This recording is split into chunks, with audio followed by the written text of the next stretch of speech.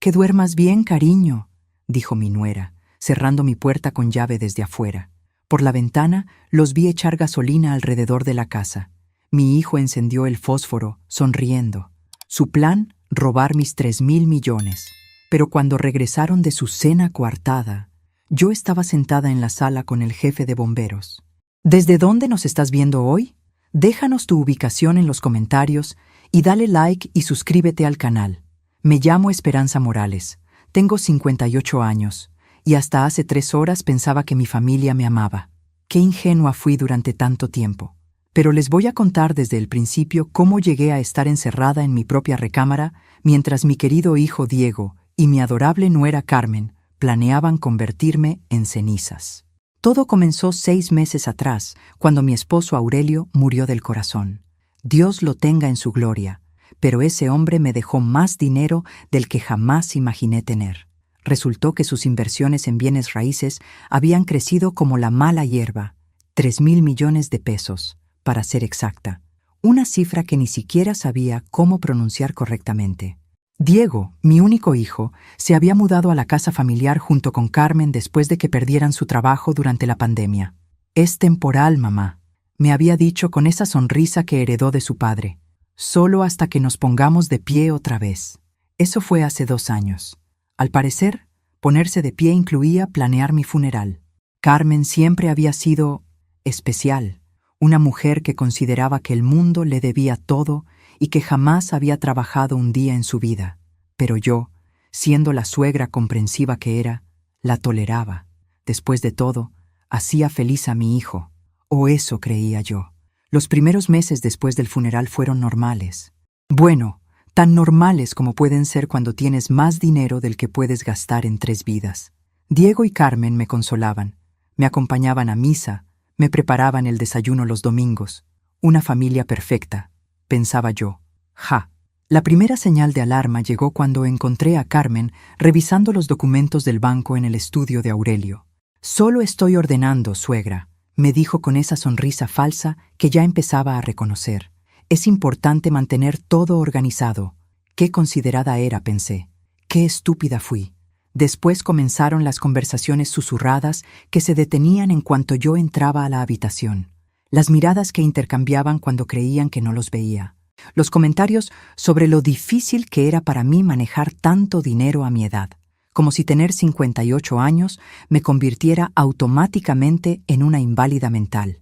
Pero la gota que derramó el vaso fue anoche, cuando escuché por casualidad una llamada telefónica que Diego pensó que era privada. Estaba hablando con alguien sobre acelerar el proceso y hacer que pareciera natural. Al principio pensé que hablaba de trabajo. ¡Qué inocente! Esta mañana, Carmen había insistido en prepararme un té especial. Para calmar los nervios, suegra, el duelo es muy difícil. El té sabía raro, amargo, pero no quise ofenderla rechazándolo. A los 20 minutos me sentía mareada y con mucho sueño. «Deberías descansar», me sugirió Diego con una preocupación tan fingida que hasta un actor de telenovelas se hubiera avergonzado. Me fui a mi recámara y fingí dormir. Desde mi ventana del segundo piso tenía vista perfecta del jardín trasero, y fue entonces cuando vi algo que me heló la sangre. Desde mi ventana vi a Diego sacando una lata de gasolina del garaje. Al principio pensé que iba a arreglar la podadora, pero cuando Carmen salió con otra lata, y luego otra, mi cerebro finalmente conectó los puntos. No iban a cortar el césped, iban a cortar mi vida. Los observé como si fuera una película de suspenso, excepto que yo era la protagonista que estaba a punto de morir. Diego caminaba alrededor de la casa derramando gasolina como si fuera agua para las plantas. Carmen lo seguía, verificando que cubriera bien todas las áreas. Trabajaban en equipo, como los criminales perfectos que resultaron ser. Mi corazón latía tan fuerte que temí que pudieran escucharlo desde abajo. Pero mi mente, sorprendentemente, estaba clara. El efecto del té sedante se había desvanecido con la adrenalina pura del terror. Y con el terror vino algo que no había sentido en años: furia. Estos 2 imbéciles pensaban que era una viejita indefensa a la que podían quemar viva para quedarse con mi dinero. Bueno, iban a llevarse una sorpresa. No había sobrevivido 58 años, criado un hijo ingrato y soportado 30 años de matrimonio con Aurelio para terminar como barbacoa en mi propia casa. Mientras ellos terminaban su trabajo de pirómanos principiantes, yo estaba planeando mi supervivencia. Primero, necesitaba evidencia. Tomé mi teléfono y comencé a grabar por la ventana. La imagen no era perfecta, pero se podía ver claramente a Diego con el cerillo en la mano, sonriéndole a Carmen como si acabara de contarle un chiste gracioso. Después de grabar por 5 minutos, me di cuenta de que necesitaba salir de ahí. La puerta de mi recámara estaba cerrada con llave desde afuera. Qué detalle tan considerado de su parte. Pero tenían un pequeño problema. Habían subestimado a una mujer que había criado a un hijo travieso. Cuando Diego era niño, solía escaparse por la ventana de su recámara para ir a ver a su novia. Yo lo sabía, por supuesto, pero nunca le dije. Madres, guardamos secretos hasta para proteger a los hijos que después tratan de matarnos. La ironía no se me perdía. Mi recámara tenía la misma ventana que la de Diego, con el mismo árbol de mango que él había usado para sus aventuras adolescentes. La diferencia era que él tenía 16 años y yo 58. Pero bueno, la desesperación hace milagros. Me até las agujetas bien fuerte y guardé mi teléfono en el brasier. No era el momento para la vanidad. Abrí la ventana lentamente, rogando que no chirriara. El árbol estaba exactamente donde lo recordaba, con las mismas ramas fuertes que habían soportado las travesuras de mi hijo. Bajar de un segundo piso por un árbol a los 58 años no es algo que recomiendo. Mis rodillas protestaron, mis manos se rasparon contra la corteza, y juro que escuché todos mis huesos hacer ruidos que no deberían hacer, pero llegué al suelo en una pieza, lo cual consideré una victoria. Desde mi nueva posición detrás del árbol, tenía una vista perfecta de mis queridos familiares terminando sus preparativos. Diego verificaba que todas las ventanas estuvieran cerradas mientras Carmen colocaba estratégicamente más gasolina cerca de las puertas. Qué meticulosos eran para ser criminales amateurs. Fue entonces cuando escuché parte de su conversación. ¿Estás seguro de que no despertará?, preguntó Carmen, con una preocupación que hubiera sido conmovedora si no fuera por el contexto. Ese té tenía suficiente sedante para tumbar a un caballo, respondió mi hijo amoroso. Estará inconsciente por lo menos 4 horas. Para cuando despierte, si es que despierta, ya será demasiado tarde. Qué considerado de su parte asegurarse de que no sufriera.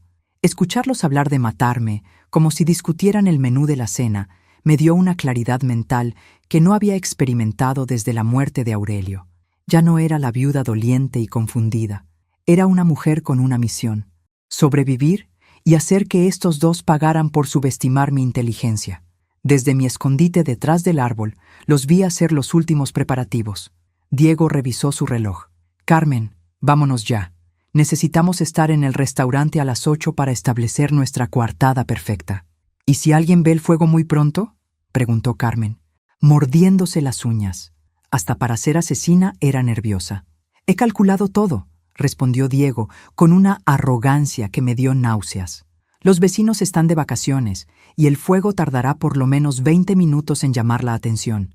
Para entonces estaremos cenando y fingiendo preocupación cuando nos llamen para darnos la terrible noticia. ¿Qué hijo tan organizado había criado? Aurelio estaría orgulloso de su capacidad de planificación, aunque probablemente no tanto del uso que le estaba dando. Los vi subir al coche y alejarse, probablemente hacia su cena romántica financiada por mi futura herencia. En cuanto desaparecieron de mi vista, salí de mi escondite y corrí hacia la casa de mis vecinos. Los Hernández estaban de vacaciones, como había mencionado Diego, pero yo tenía una copia de su llave. Aurelio y Raúl Hernández habían sido amigos de toda la vida y siempre nos cuidábamos las casas mutuamente. Entré a la casa de los Hernández y marqué al 911, pero no para reportar un incendio que aún no había empezado. Tenía un plan mejor. Buenos días, necesito reportar un intento de homicidio en progreso, dije con una calma que me sorprendió a mí misma. La operadora sonaba confundida. Señora, ¿está usted en peligro inmediato? No en este momento, pero mi casa está a punto de ser quemada con la intención de matarme. Los perpetradores acaban de irse, pero regresarán en 1 hora esperando encontrar mis cenizas. Le di todos los detalles: nombres, descripción del coche, el restaurante donde probablemente estaban estableciendo su coartada. También les dije que revisaran las cámaras de seguridad del banco, donde seguramente Carmen había estado investigando mi cuenta. Señora, esto es muy serio. Vamos a enviar inmediatamente una unidad de bomberos y policía. Perfecto, le dije. Y díganles que no apaguen el fuego inmediatamente. Quiero que Diego y Carmen regresen y encuentren exactamente lo que no esperan. La casa quemándose, pero con su víctima muy viva y con muchas ganas de hablar. Cuando colgué, me senté en la sala de los Hernández a esperar el espectáculo. Por primera vez en meses, me sentía completamente en control. Diego y Carmen habían cometido el error de subestimar a una mujer que había pasado por un divorcio complicado, había criado un hijo difícil y había manejado las finanzas familiares durante 30 años. Pero sobre todo, habían olvidado algo importante. Había aprendido todo sobre venganza de la mejor maestra posible. Mi propia madre, que en paz descanse, solía decir: «Mija, cuando alguien te traiciona, no te pongas triste, ponte lista». 20 minutos después, escuché las sirenas acercándose. Los bomberos llegaron primero, seguidos por 3 patrullas de policía. Les expliqué toda la situación al jefe de bomberos, un hombre mayor llamado Comandante Ruiz, que escuchó mi historia con una expresión que iba cambiando de incredulidad a horror. «Señora Morales», me dijo después de que terminé mi relato, «esto es muy grave. ¿Está segura de lo que está diciendo?». Le mostré el video en mi teléfono. Su expresión cambió inmediatamente. «Necesitamos que esto parezca real», le dije. «Cuando regresen, deben encontrar la casa ardiendo y a los bomberos trabajando. Pero yo estaré aquí, muy viva, esperándolos». El comandante Ruiz sonrió por primera vez desde que llegó. «Señora, me gusta su estilo». El plan se ejecutó a la perfección. Los bomberos controlaron el fuego para que se viera dramático, pero sin causar daño estructural real. Humo por todos lados, luces rojas parpadeando, la escena completa de una tragedia doméstica. Yo me quedé en la casa de los Hernández, observando por la ventana como una directora viendo su obra maestra. A las 9:23 p.m. exactamente, vi el coche de Diego acercándose por la calle. Redujeron la velocidad cuando vieron las luces de emergencia y pude imaginar la conversación. «Oh no, ¿qué habrá pasado?». Fingirían sorpresa, preocupación, dolor, todo el teatro que habían planeado.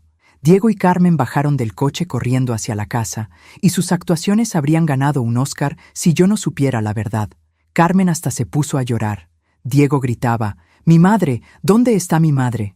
El comandante Ruiz se acercó a ellos con la seriedad de quien está a punto de dar noticias terribles.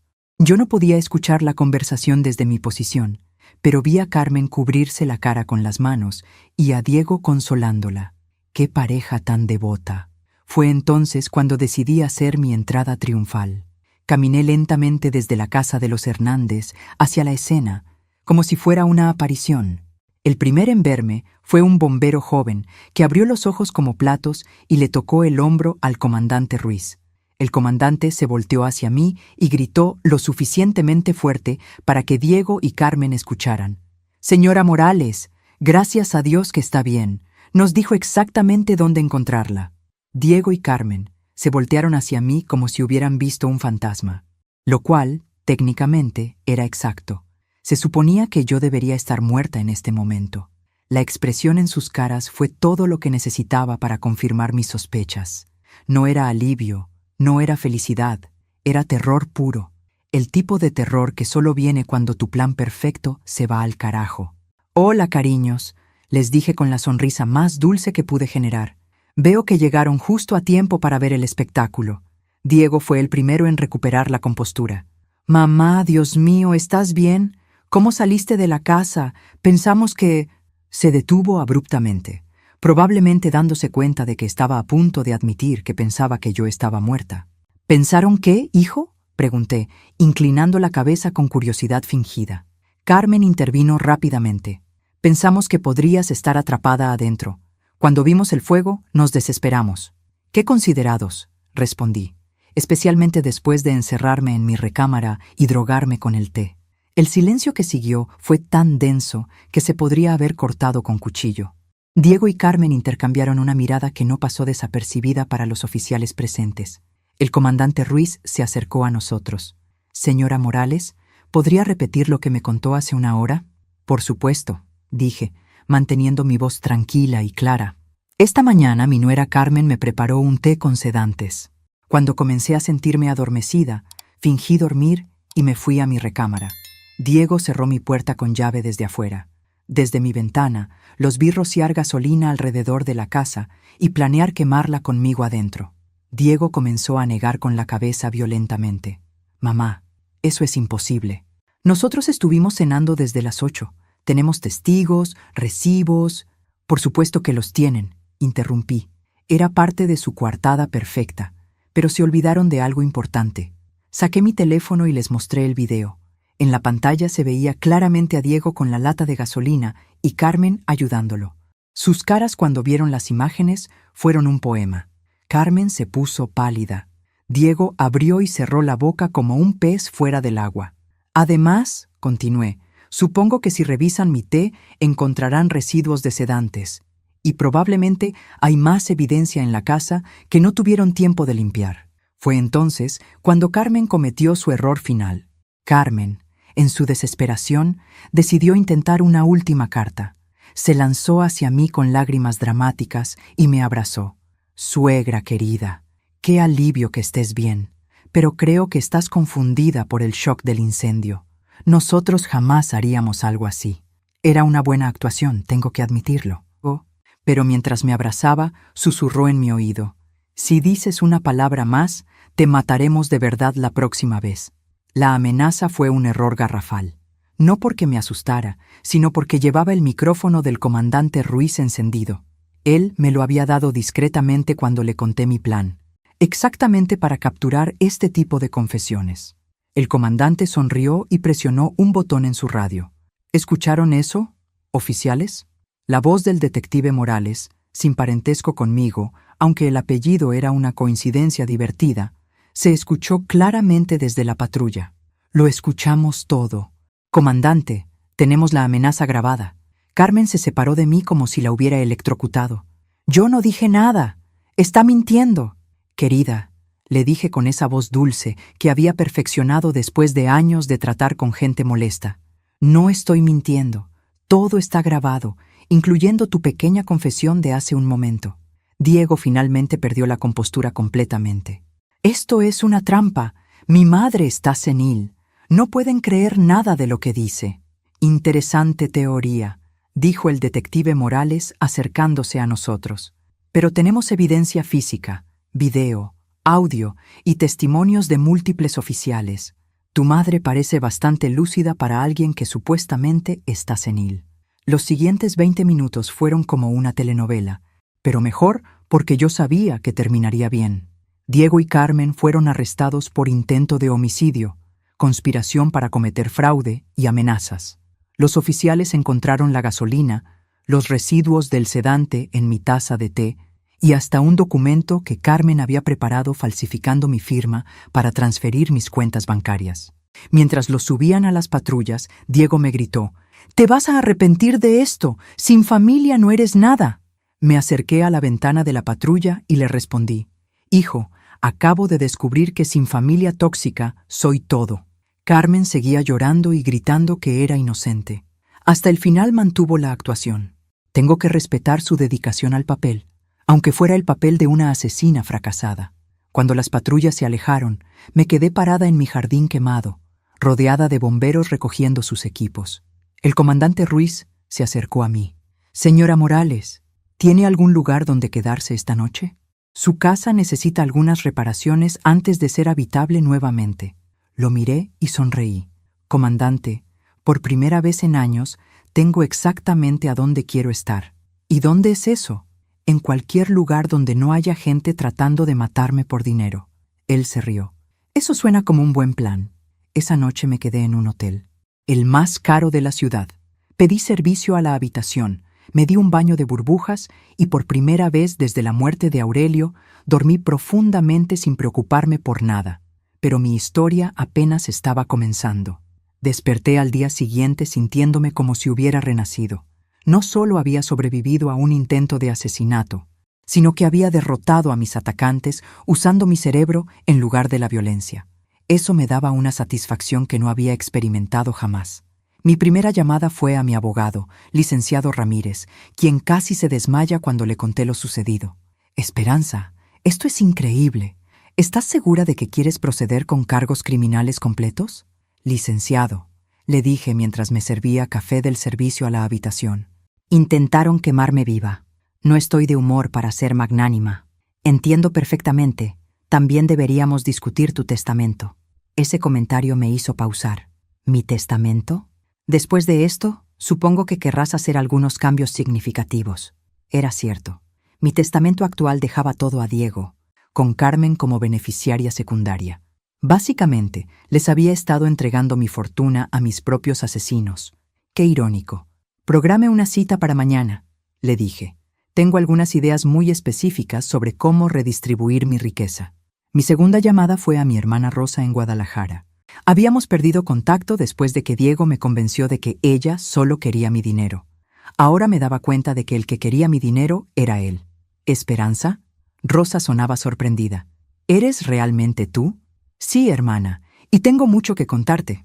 Le relaté toda la historia. Rosa escuchó en silencio hasta que terminé, y después hubo una pausa larga. Esperanza, me dijo finalmente. Siempre supe que ese niño era problemático. Pero Carmen, ella me daba muy mala espina desde el primer día. ¿Por qué nunca me dijiste nada? Lo intenté, ¿recuerdas? Pero tú siempre defendías a Diego. Dijiste que yo estaba celosa de su éxito. Tenía razón.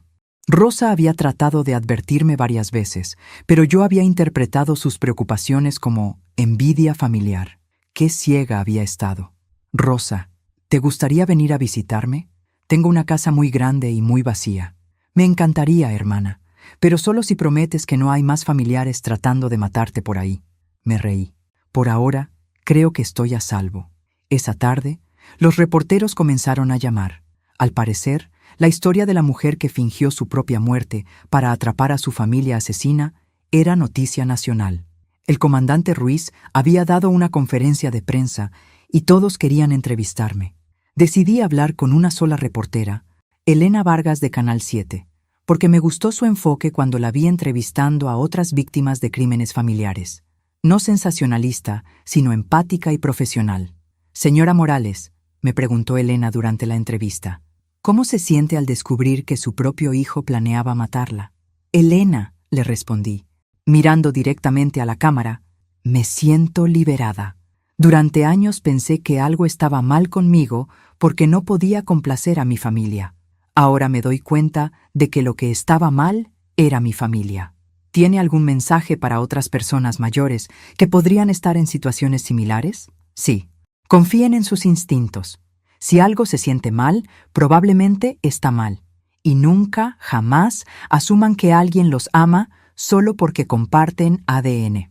La entrevista se transmitió esa noche y se volvió viral. Mi teléfono no paró de sonar con llamadas de personas mayores contándome sus propias historias de abuso familiar financiero y emocional. Pero la llamada más importante llegó al día siguiente. La llamada era de una mujer llamada Adriana Gutiérrez, directora de una organización sin fines de lucro llamada Voces Valientes, que ayudaba a personas mayores víctimas de abuso familiar. Señora Morales, me dijo, su historia ha inspirado a cientos de personas a denunciar situaciones similares.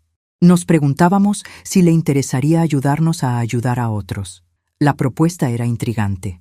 Adriana me explicó que muchas víctimas de abuso familiar no denunciaban porque se sentían avergonzadas o porque no tenían recursos para luchar contra familiares más jóvenes y tecnológicamente astutos.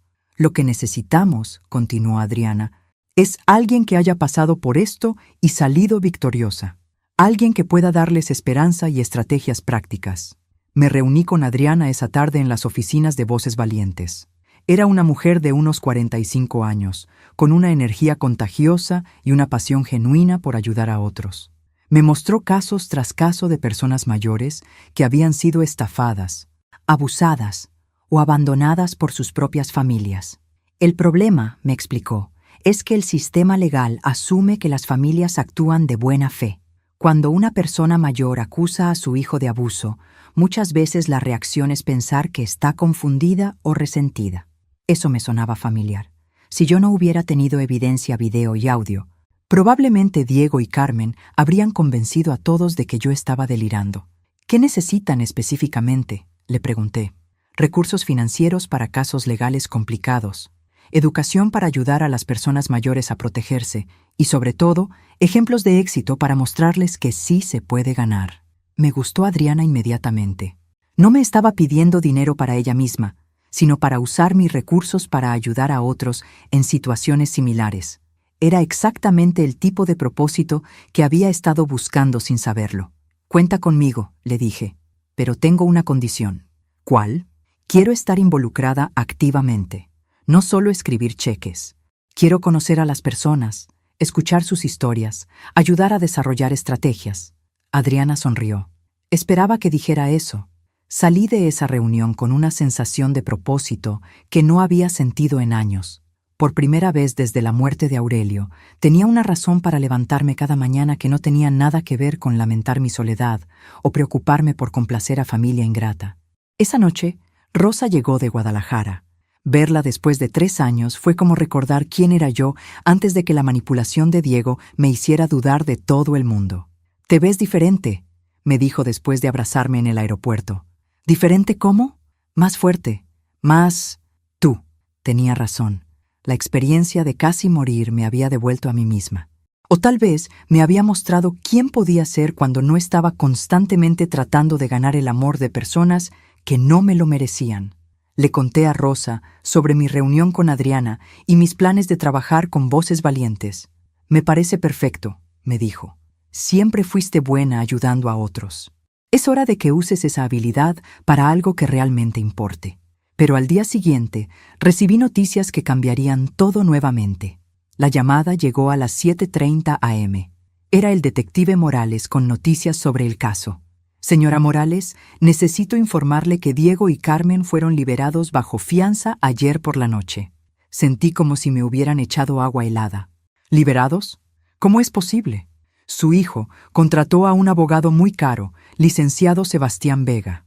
Argumentó que usted había manipulado la evidencia y que todo era una trampa elaborada para incriminarlos. Pero tienen las grabaciones, el video. Sí, y el caso sigue adelante. Pero Vega logró convencer al juez de que no representaban un peligro inmediato para la sociedad y que tenían raíces fuertes en la comunidad. Colgué el teléfono, sintiéndome como si hubiera retrocedido a la casilla 1. Diego y Carmen estaban libres, probablemente furiosos y sin duda planeando su siguiente movimiento. Rosa, que había escuchado toda la conversación, me tomó de la mano.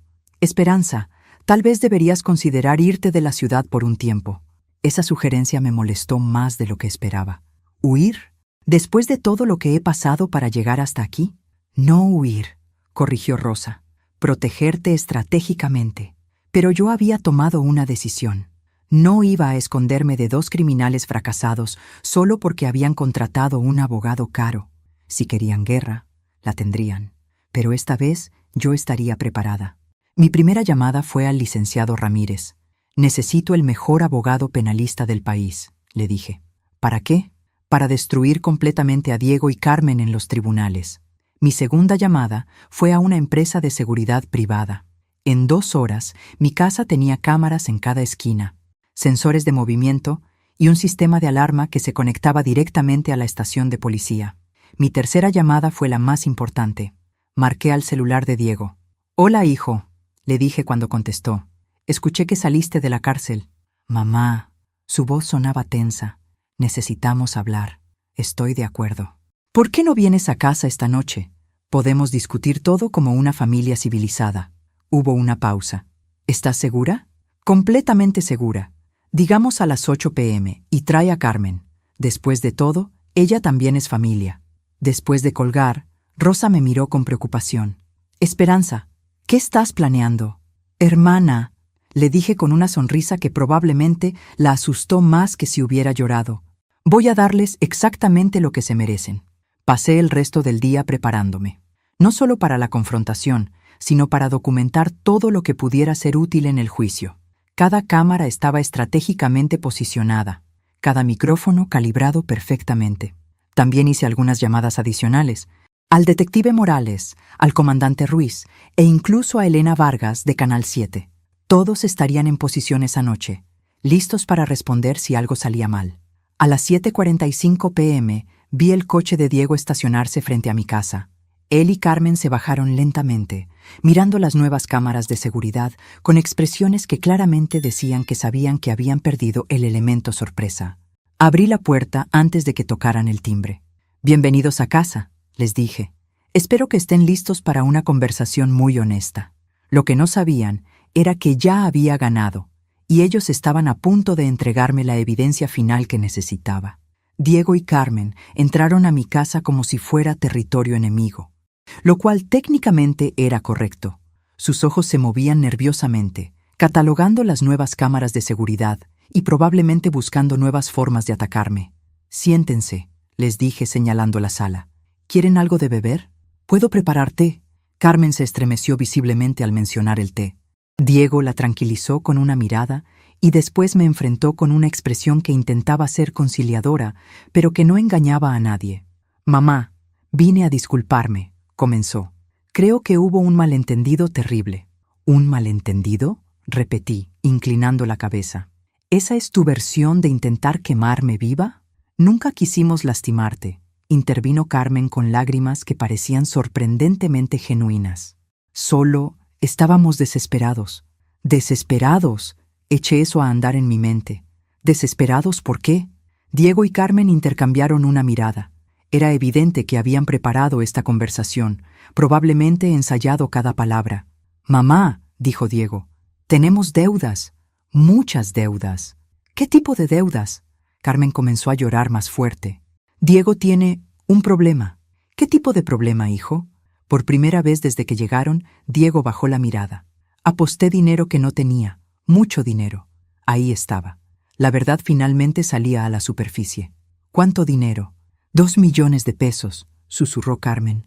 «Y las personas a las que les debo», continuó Diego, «no son el tipo de personas que acepta pagos en cuotas». Finalmente entendía todo. No era solo codicia, era supervivencia. Diego había metido su vida en peligro, y su solución había sido matarme para pagar sus deudas con mi herencia. Entonces, su plan era asesinarme para salvar tu vida, resumí. «No era para matarte», gritó Diego, perdiendo la compostura. «Era ¿Para qué, Diego? ¿Para hacerme desaparecer mágicamente sin que nadie notara?». Carmen intervino desesperadamente. «Pensamos que sería rápido, que no sufrirías». La audacia de sus palabras me dejó sin aliento. «Qué considerados de ustedes». «Mamá». Diego se inclinó hacia adelante. «Todavía podemos arreglar esto. Si me prestas el dinero, puedo pagar mis deudas y todo esto terminará». «¿Prestarte?». Me reí, y no era una risa agradable. «Después de intentar matarme, ¿quieres que te preste 2 millones de pesos?». «Es tu hijo», gritó Carmen. «Las madres siempre protegen a sus hijos». «Las madres protegen a sus hijos», acordé. «Pero tú no eres mi hija, y él ya no es mi hijo». La sala se quedó en silencio. Diego me miraba como si no me reconociera. «¿Qué quieres decir?», preguntó finalmente. «Quiero decir», respondí, «que cambié mi testamento ayer. Diego, oficialmente ya no eres mi heredero». Su cara se puso blanca. «No puedes hacer eso». «Claro que puedo». Y lo hice. Carmen se puso de pie bruscamente. «Eres una vieja egoísta. Después de todo lo que hemos hecho por ti, todo lo que han hecho por mí». Me puse de pie también. «¿Te refieres a drogarme y tratar de quemarme viva?». «Te merecías algo peor», gritó Carmen perdiendo completamente el control. «Eres una vieja amargada que no entiende lo que es la vida real». Diego trató de calmarla, pero ya era demasiado tarde. Carmen estaba revelando exactamente lo que yo necesitaba que dijera. «Si hubieras muerto como se suponía, todos estaríamos mejor», continuó gritando. «Diego podría pagar sus deudas. Yo podría tener la vida que merezco, y tú estarías fuera del camino». «Carmen, cállate», susurró Diego urgentemente, pero Carmen estaba en una espiral completa. «No, ya estoy cansada de fingir. Esta vieja nos arruinó la vida desde el primer día». Y entonces hizo algo que no había esperado. Se lanzó hacia mí con las manos extendidas, aparentemente tratando de estrangularme. Pero yo había estado esperando exactamente eso. El momento en que Carmen se lanzó hacia mí, presioné el botón de pánico que llevaba en mi bolsillo. Inmediatamente, las sirenas comenzaron a sonar afuera y las luces de la policía iluminaron las ventanas. Carmen se detuvo en seco, dándose cuenta de que había cometido el error final. Diego se puso pálido al entender que todo había sido una trampa perfectamente planeada.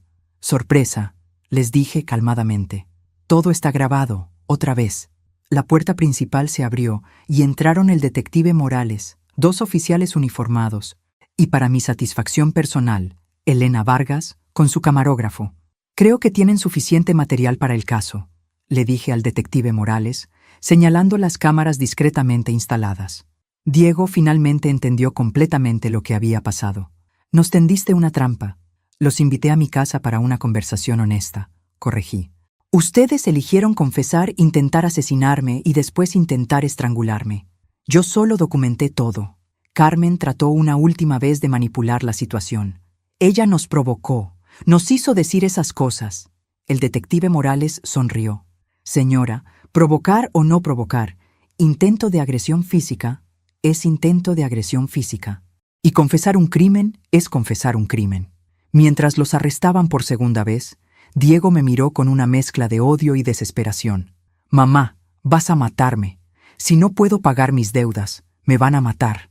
Por un momento, solo un momento, sentí el dolor de madre que había sido durante 30 años. Este era mi hijo, el bebé que había criado, el niño que había consolado durante pesadillas. Pero después recordé el momento en que vi su sonrisa mientras encendía el cerillo para quemarme viva.